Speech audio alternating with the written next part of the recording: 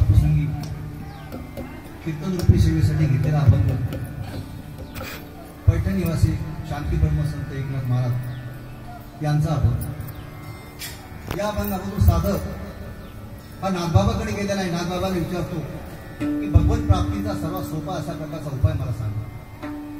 नाथाने स्पष्ट शब्दामध्ये सांगितलेलं आहे, भगवंताची प्राप्ती जर करायची असेल तर संतांचे चरण धरायचे, संतांना शरण जायचे आहे। आणि प्राप्तीची उपाय धरावे संतांचे ते पाय। संतांचे पाय धरायचे म्हणजे काय करायचे? पाय घट्ट धरायचे, संतांना शरण जायचे।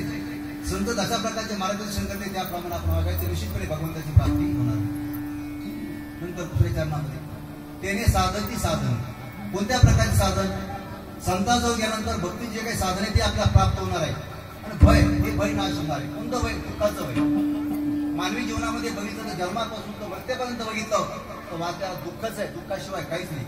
आणि दुःखाचा काय होणार आहे? नाश होणार आहे।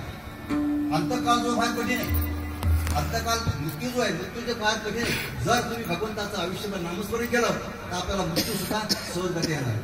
म्हणून काय करा, संतांना शरण जा।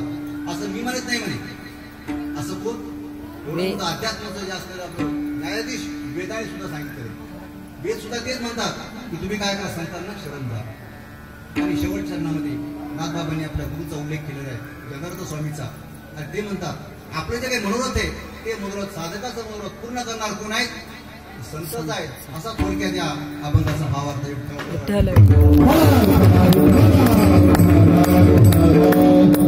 असा थोडक्यात पर्याय देतो।